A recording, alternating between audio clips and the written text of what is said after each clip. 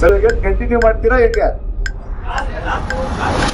ನೋಡ್ರಿ, ಕಂಟಿನ್ಯೂ ಮಾಡ್ತೀರಾ ಹೆಂಗೆ? ಹಾ ಆಗೋದು ಅಲ್ಲ, ನೀವಾ ಅಂತ ಕೇಳ್ತಾ ಇದ್ದೀನಿ.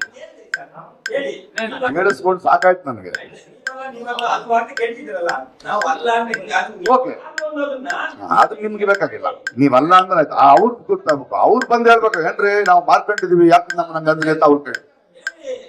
ನೀವು ಮಾಧ್ಯಮ ಅಲ್ವಾ?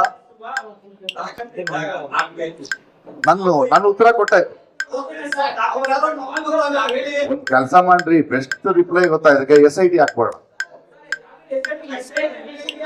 ಅದಕ್ಕೆ ಉತ್ತರ ಕೊಡ್ತೀನಿ, ಕೇಳಿಸ್ಕೊಳ್ಳಿ, ಕೇಳಿಸ್ಕೊಳ್ರಿ.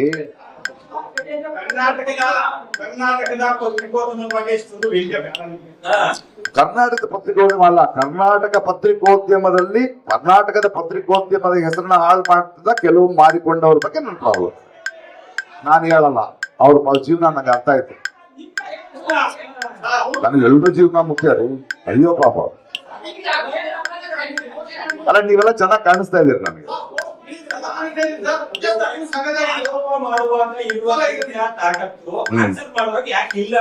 ಆನ್ಸರ್ ಮಾಡಿದ್ರೆ ಒಪ್ಕೊಳ್ಳೋದಕ್ಕೆ ಆಗ್ತಿಲ್ಲ ನಿಮಗೆ.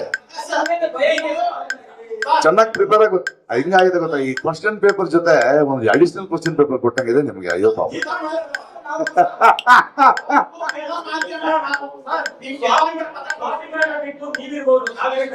ಓಕೆ, ಮಾನ ಮರ್ಯಾದೆ ಬಿಟ್ಟವರೆಲ್ಲ ನಾಯಕರಾಗಿದ್ದಾರೆ ದೇಶದಲ್ಲಿ, ಪರವಾಗಿಲ್ಲ ಬಿಡಿ.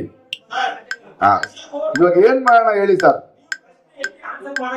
ನಾನು ಆನ್ಸರ್ ಮಾಡಾಯ್ತು. ನನಗೆ ಯಾವುದನ್ನ ಉತ್ತರಿಸ್ಬೇಕೋ ಅದನ್ನ ಉತ್ತರಿಸಿದ್ರಿ.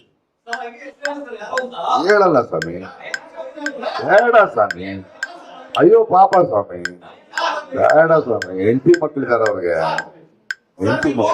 ಹೆಂಡತಿ ಮಕ್ಳಿದಾರ್ರಿ ಅವ್ರಿಗೆ ನಿಮ್ ತರಾನೇ. ಅಯ್ಯೋ ಪಾಪ ರೀ, ಆ ಕನ್ಸರ್ನ್ ಇಂದಾನೆ ಹಾಕಿರೋದು ಪೋಸ್ಟ್. ಹೌದ್ರಿ, ನೀವ್ ಎಷ್ಟು ಮಾತಾಡ್ತಿದ್ರು ಜನ ರಿಲೇ ಆಗ್ತಿದ್ರೆ ನೀವ್ ಅನ್ಕೊಂಡ್ಬಿಡ್ತಾರ ಬೇಡ ಯಾಕೆ